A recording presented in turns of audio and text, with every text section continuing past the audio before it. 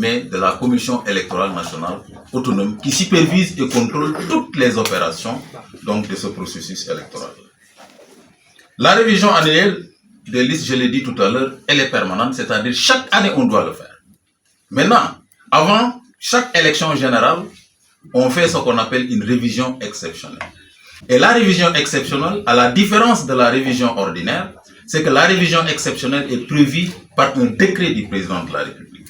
C'est le président qui prend un décret pour fixer la période, les délais, les procédures et le contentieux. Maintenant, s'il s'agit d'une révision ordinaire, c'est le législateur qui a prévu dans le code électoral cette révision-là, qui dit que chaque année, du 1er février au 31 juillet, l'administration doit initier une révision ordinaire. C'est la raison pour laquelle, et conformément aux dispositions du code électoral, notamment à ces articles L37 et R28 du code électoral, la direction générale des élections a initié la révision ordinaire, parce que si on ne le fait pas, donc on serait en porte-à-faux avec la législation électorale. Je disais tout à l'heure que cette révision est exécutée par ce qu'on appelle des commissions administratives. Ces commissions administratives sont créées par les autorités administratives, préfets et sous-préfets. Et dans chaque commune du Sénégal, il y a au moins, je dis au moins une commission. Cela veut dire quoi? Cela veut dire qu'il peut y avoir des commissions supplémentaires. Il peut y avoir même ce qu'on appelle des commissions itinérantes. Si on compte maintenant le nombre de communes au Sénégal et le nombre de commissions qui ont été implantées, on est à peu près à 568 commissions actuellement au moment où je vous parle. Et ce nombre de commissions peut augmenter jusqu'à 600 commissions. Donc cela veut dire qu'en réalité, dans chaque commune au Sénégal, aujourd'hui, tout citoyen qui veut s'inscrire sur les listes électorales a la possibilité de le faire parce qu'il y a au moins dans chaque commune une commission. Et donc cette commission est composée d'un président et d'un suppléant. Il y a également le maire ou son représentant, mais il y a également les représentants des partis politiques. Donc la commission est composée comme cela. Et cette commission administrative officie sous la supervision et le contrôle de la Sénat. Donc ce qui veut dire que dans chaque commission, vous avez la présence de la Sénat qui contrôle et supervise tout le processus électoral. Quelles sont les opérations maintenant qui sont effectuées au niveau de ces commissions administratives? Et ces commissions vont travailler, vont enrôler les citoyens du 1er février au 10 juillet 2025. Je vais revenir sur l'aspect parce que ça va rester 20 jours parce qu'on en parlait du 31. Mais les 20 jours sont réservés à ce qu'on appelle le contentieux. Donc du 1er au 10 juillet, les commissions procèdent à l'enregistrement des opérations. Maintenant, du 11 au 31 maintenant, ce sera pour régler les questions de contentieux, etc. On va revenir sur ces aspects-là. Quelles sont maintenant les opérations qui sont effectuées au niveau de ces commissions-là? La première opération, c'est ce qu'on appelle les demandes d'inscription de nouveaux électeurs, notamment les jeunes qui auront 18 ans révolus avant la clôture définitive des listes. Ce n'est pas seulement les jeunes qui ont eu 18 ans. On peut avoir 30 ans sans pour autant s'inscrire sur les listes électorales. Ces personnes également sont concernées. Donc cela veut dire que toutes les personnes qui ne sont pas sur le fichier électoral et qui détiennent leur carte biométrique CEDEAO peuvent aller au niveau des commissions s'inscrire. L'autre opération, c'est ce qu'on appelle les demandes de modification d'adresse électorale ou de circonscription électorale. Une personne qui votait au niveau d'une commune A peut décider de changer pour aller vers une commune B, ou bien qui était dans une région pour aller dans une autre région, ou bien qui était dans une même commune dans un bureau pour aller dans un autre bureau. Donc, c'est-à-dire que vous pouvez changer. L'autre élément, c'est ce qu'on appelle les demandes de changement de statut. Quelqu'un qui est militaire ou paramilitaire. Quand on parle de militaire, il y a 3 corps. C'est l'armée, la gendarmerie nationale et la brigade nationale des sapeurs-pompiers. C'est ça qui sont considérés comme des militaires. Les paramilitaires, c'est la police, c'est la douane, l'administration pénitentiaire, les eaux et forêts, parcs et services d'hygiène. Vous êtes militaire ou paramilitaire, vous devenez civil, vous faites un changement. Quand vous êtes maintenant civil et que vous devenez militaire ou paramilitaire également, vous procédez à ce qu'on appelle un changement de statut. La dernière opération, c'est ce qu'on appelle les demandes de radiation. La radiation, c'est quoi? La radiation consiste à enlever un électeur régulièrement inscrit sur le fichier électoral. C'est-à-dire qu'on enlève la personne sur le fichier électoral. Mais, pour enlever cette personne sur le fichier électoral, on vous dit que c'est les personnes qui sont décédées. Et pour ce faire, il faut la production d'un certificat de décès qui atteste, parce que, conformément aux dispositions de l'article 29 du Code de la famille, l'état des personnes ne se prouve que par des actes d'état civil. Et les actes d'état civil, comme vous le savez, c'est l'extrait de naissance, le certificat de décès, certificat de mariage, entre autres. Donc, pour ce faire, il faut la production d'un certificat de décès. L'autre, c'est des personnes qui sont frappées d'une incapacité juridique. Quand on parle d'incapacité juridique, c'est-à-dire c'est des personnes qui sont en conflit avec la loi, qui ont été condamnées par nos juridictions et dont la condamnation est devenue définitive et que cette condamnation ne leur permet plus d'être sur le fichier électoral. Donc voilà un peu ces trois personnes qui sont concernées. Mais également, il y a des personnes qui décident de façon volontaire, donc de ne plus être peut-être sénégalais, qui ont pris une autre nationalité. Et dans ce cas, ces personnes également peuvent demander qu'ils soient donc radiés des listes électorales. Maintenant, pour toutes ces opérations, il faut la présentation de l'original de la carte d'identité biométrique CEDEAO, pas d'extrait de naissance. On s'inscrit avec la carte d'identité biométrique CEDEAO, l'original, pas de photocopie, pas d'extrait de naissance. Et pour les personnes qui veulent faire des changements de circonscription électorale ou d'adresse électorale, il faut nécessairement, si la personne n'est pas domiciliée au lieu où il demande, ou bien si la personne n'est pas née dans la localité, que la personne puisse produire un acte qui atteste son rattachement par rapport à la commune. Cela veut dire un certificat de résidence. À défaut de ce certificat de résidence, la personne peut produire une facture d'eau, d'électricité, facture Sonatel, facture quitus fiscal de moins de 6 mois, pour prouver donc son appartenance à la collectivité. Pour les autres, les corps paramilitaires, etc. également, ont la possibilité de présenter des documents donc pour se faire honorer. L'autre élément, c'est par rapport au contentieux. Pour toutes ces opérations, vous pouvez savoir qu'une personne peut se voir refuser une demande, que ce soit une demande d'inscription, que ce soit une demande de changement de statut, une demande de radiation, etc. Et dans ce cas, la loi a prévu ce qu'on appelle un contentieux. Et vous savez, en matière électorale, il y a plusieurs contentieux. Mais dans le cas d'espèce, le contentieux qui nous intéresse, c'est ce qu'on appelle le contentieux des inscriptions sur les listes électorales. Parce qu'il y a le contentieux des candidatures, il y a le contentieux des opérations de vote, etc. Et plusieurs juridictions interviennent dans le cadre de ce contentieux-là. Mais en ce qui concerne le contentieux de l'inscription des listes électorales, on a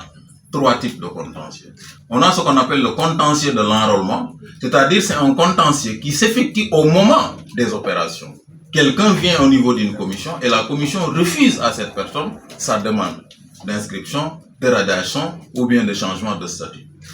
Donc la commission notifie à la personne le refus. Et à partir de la notification également, la personne a un délai pour aller saisir ce qu'on appelle le président du tribunal d'instance. Ici, on saisit le président du tribunal, non pas le tribunal parce qu'il y a une différence. Quand vous saisissez le tribunal, vous attendez à un jugement.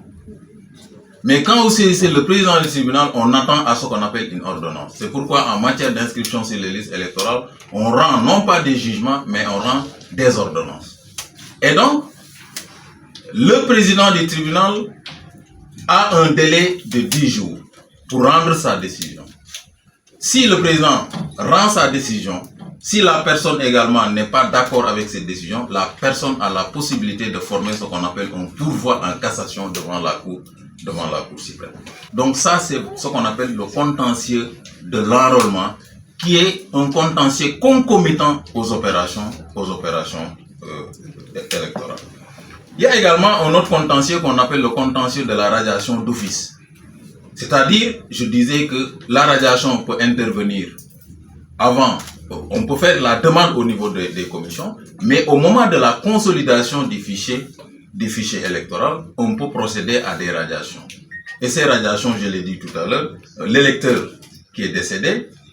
l'électeur qui est frappé d'une incapacité juridique, ou à la demande de cet électeur-là. Et donc la procédure de radiation a eu, je l'ai dit, au moment de la consolidation du fichier, après la publication provisoire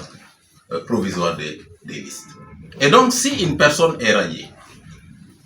la mesure de radiation est notifiée à l'intéressé.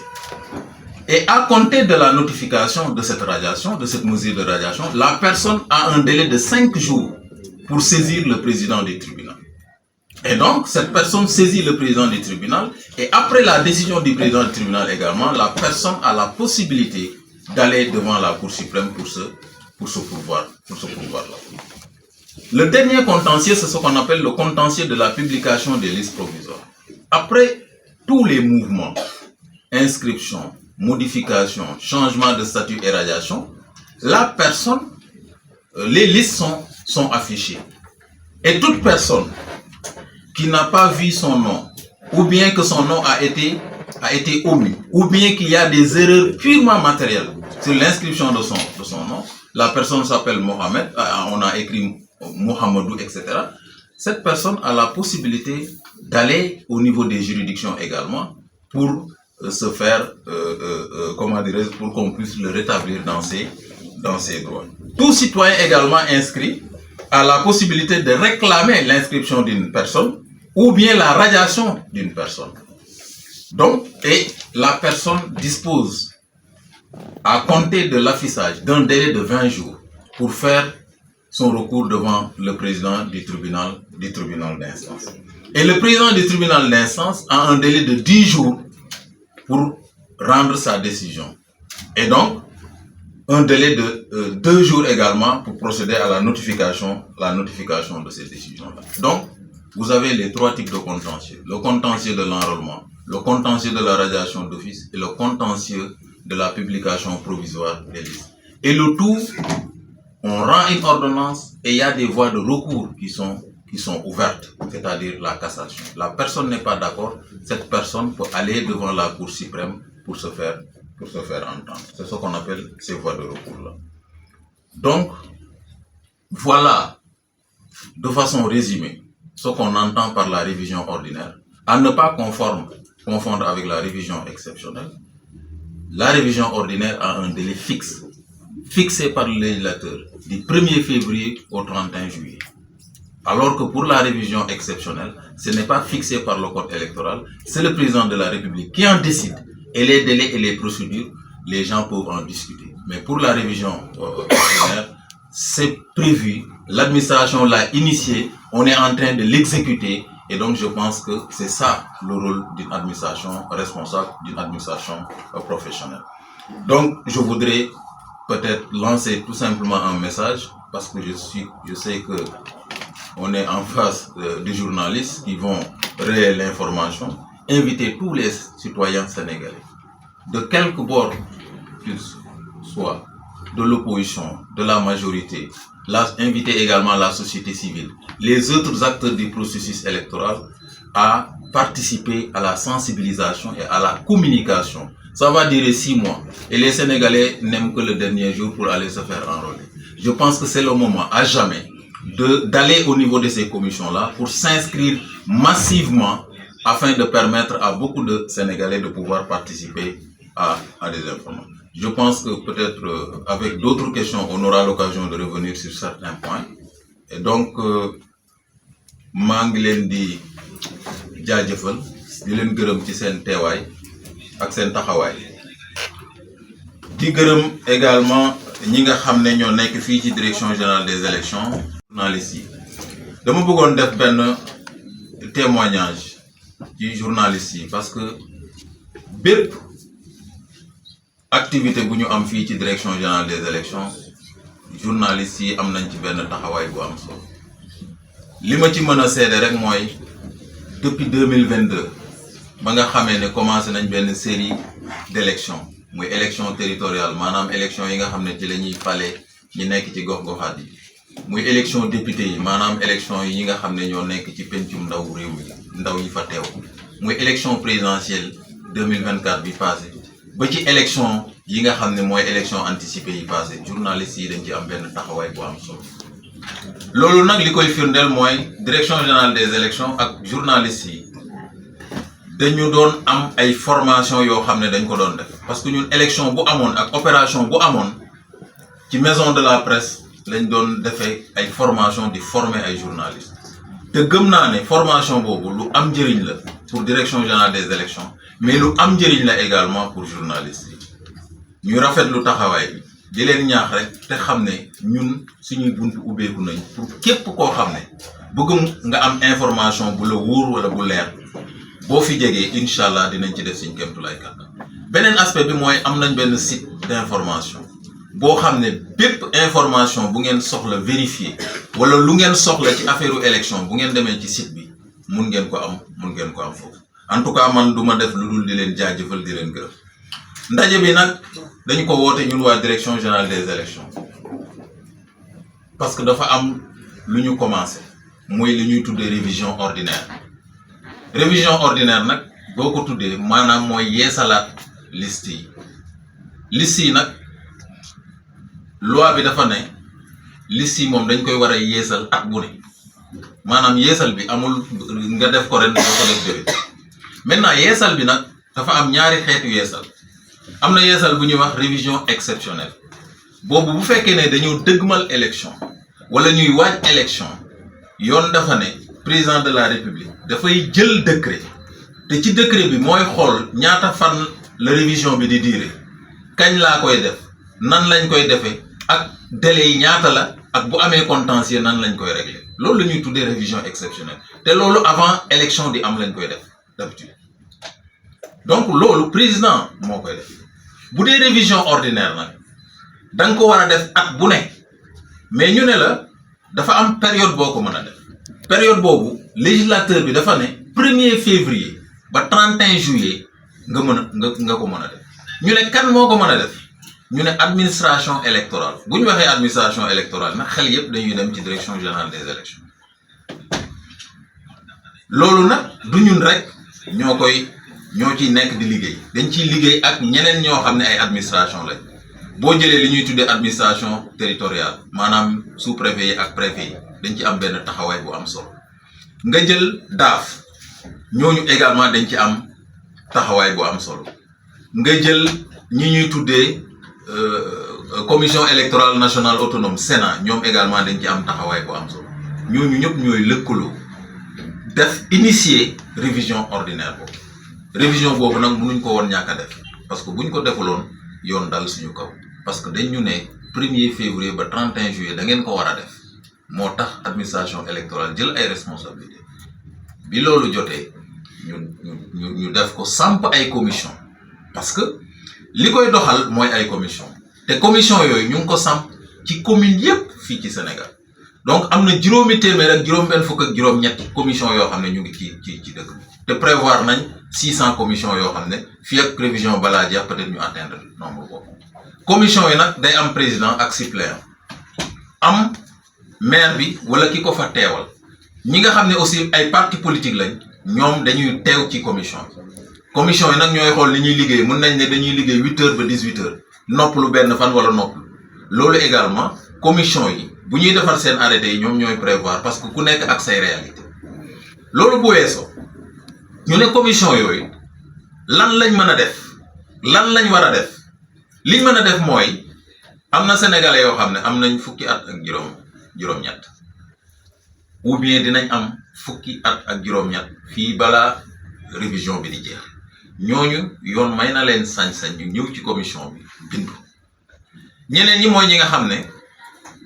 am nañ fanweeri at wala ñeent fukki at mais musuñu bokk ci benn élection ñooñu également yoon may na leen ñu ñëw bindu ñeneen ñi mooy ñi nga xam ne dañu bëgg a modifier adresse bi ñu am adresse électorale maanaam koo xam ne da doon voté Gandiaye bëgg a ñëw Dakar soppi wala nga nekk ci biir Dakar dëkk Médina bëgg a dem Parcelles Assainies wala nga nekk ci biir Médina fi ngay wotee xaw a sori nga bëgg a soppi loolu également yoon may nañu ko ñooñu nag da ngay jàpp ne ñu ngi ci fichier bi mais dañuy bëgg rek modifier bokk la ki nga xam ne musul dugg ci fichier bi beneen bi mooy ñi nga xam ne dañu nekk ay takk der yi nag am na ñu ñuy tuddee militaire ak paramilitaire sama wolof moo xaw la dëgg tuuti pour ma mun ko faram-fàcce mais ñi ñuy tuddee ay militaire ak ay paramilitaire maanaam ñi nekk policier ñi nekk ay douanier ñi nekk administration pénitentiaire ñi di liggéey eaux et forêts parc service d'hygiène ñi nekk armée gendarmerie ak ñi nga xam ne dañu nekk sapeur pompier ñooñu dañu am benn statut particulier c'est-à-dire que bu ñuy bindu mun nañu dem pour soppi seen nekkin parce que mun nga nekk militaire wala paramilitaire mun nga dox jamono nekkatoo soit nga retraité soit durée bi nga waroon def jeex na boobaa mun nga da ngay soppi wala yow nga nekkoon ab civil mais bi ñuy defaraat liste yi nekk nga léegi militaire wala paramilitaire yoon may na la nga demaat ci commission bi pour changer statut loolu la ñuy tuddee changement de statut parce que yow statut ba nga nekkoon nekkatoo ko civil nga woon nekk nga militaire wala paramilitaire wala yow nga nekkoon militaire paramilitaire léegi nga nekk civil donc xeet boobu yooyu yëpp mën na am beneen bi mooy li ñuy tuddee radiation mooy la bu ma ko doon tekk ci wolof mooy koo xam ne dafa nekk ci liste yi mais ñu dindi ko ci liste yi mais lu tax ñu dindi ko dafa am ñetti mbir yoo xam ne mooy waral ñu koy dindi benn bi mooy bu fekkee ne dafa génn àdduna ay mbokkam ay jegeñaale ñi nga xam ne peut-être mën nañ ko doon ak ay xaritam ak ñooñu bu ñu amee certificat de décès maanaam këyit bi firndeel ne kii dafa génn àdduna nga xam ne mairie bi moo koy joxe këyit boobu lay yóbbu ak moom carte d'identité dem ci commission bi def demande de radiation ñu génnee ko ci liste yi keneen ki mooy ki nga xam ne dafa am jafe-jafe ak yoon ba yoon daan ko ba bépp recours boo xam ne waroon na koo def mu jeex acte bi fi mu waroon a yem na fa te daan bi mu ko daan parce que du ñëpp ñi nga xam ne yoon da leen a daan rek ñoom la ñuy génnee ci fichier bi dafa am code bi ñoo xam ne daf leen lim ne ñii bu leen yoon daanee temps waratuñoo nekk ci liste yi bu fekkee ne nag da nga am jafe-jafe ak yoon daan la te daan bi mu la daan code bi nee na mënatoo nekk électeur bu boobaa également procédure boobu bu ñu ko toppee dañ la war a génnee ci liste yi mais loolu dafa am ñaari façon dafa am ñoo xam ne ci commission bi mun nañu demander radiation mu am loo xam ne nag bu ñu publier liste yi ba pare bu ñuy def li ñuy tuddee consolidation maanaam di dindi lépp loo xam ne baaxul ci fichier beeg yooyu moment boobu ministre de la justice day jébbal benn liste boo xam ne day ne diw ak diw ak diw ak diw ak diw kat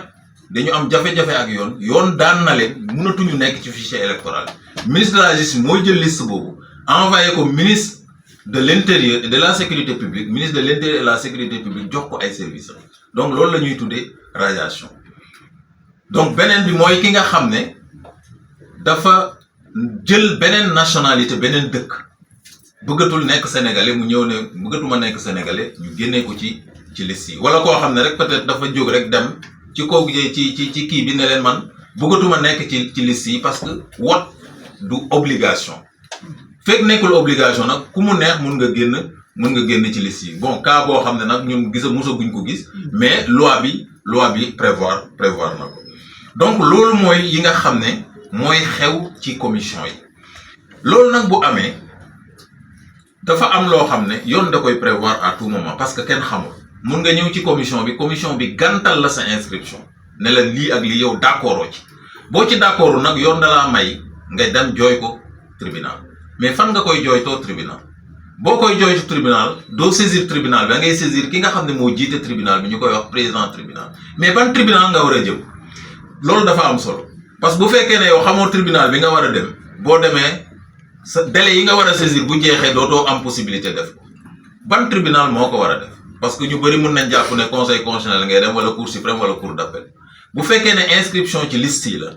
benn tribunal rek moo ko mën a àtte Sénégal en première instance mooy li ñuy tuddee tribunal d'instance mooy bu njëkk ba lañ doon tuddee tribunal départemental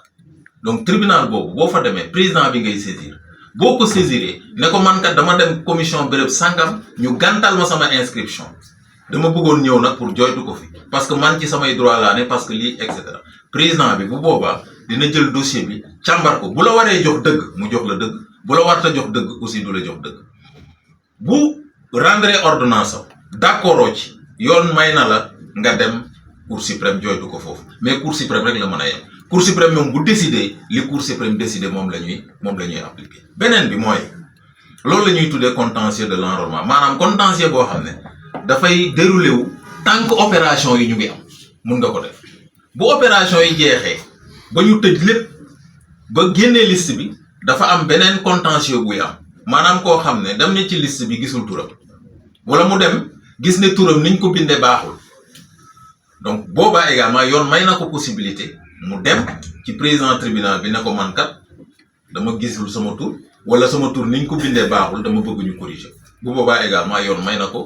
ko possibilité boobu. te moom am na ñaar fukki fan bu xamee loolu bi mu publier liste yi am na ñaar fukki fan pour def tribunal bi également am nañ fukki fan pour rendre seen décision ak ñaari fan yoo xam ne pour communiquer décision bi autorité administrative muy sous-préfet muy préfet. beneen bi mooy bu fekkee ne président bi jël na décision également te yow d'accord ci décision bi am nga possibilité dem cour suprême saisir beneen contentieux bi mooy li ñuy tuddee contentieux de la radiation d'office maanaam koo xam ne dañ ko génnee ci liste bi te d'accord ci kooku également yoon may na ko bu amee notification que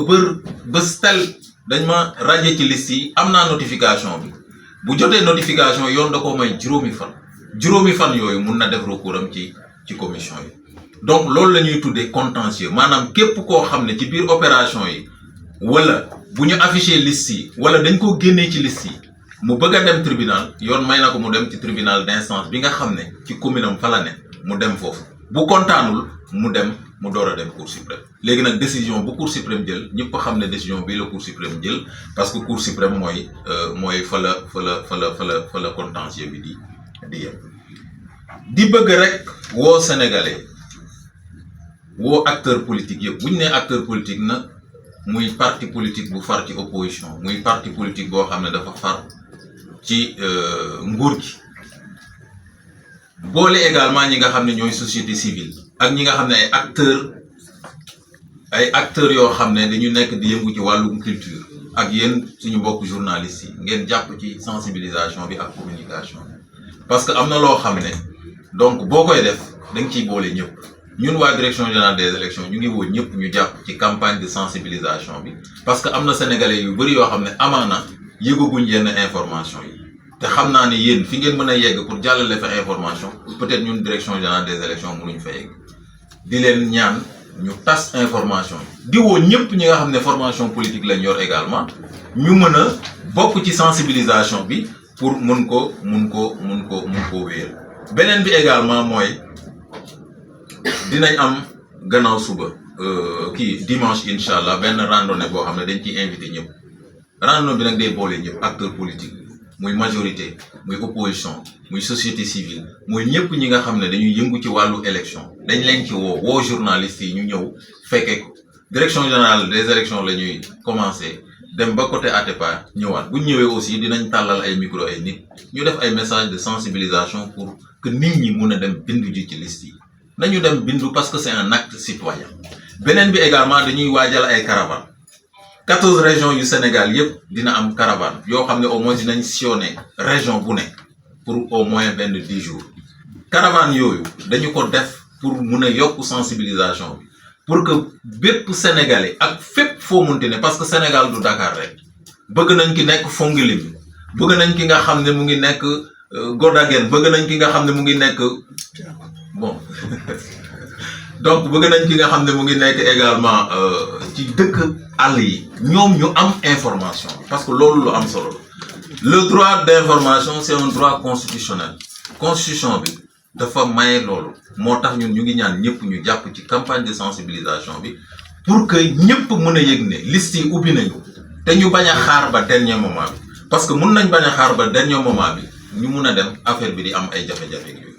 am nañ également ay spot yoo xam ne dañ ko def ci langue yu bari def nañ ko ci séeréer def nañ ko ci wolof def nañ ko ci français def nañ ko ci tukulóor def nañ ko ci joola ci manjak ay bambara langue yooyu yëpp def nañ ko dinañ ko véhiculer ci ñi nga xam ne ñoo nekk ci rajo communautaire yi pour ñëpp mun cee jot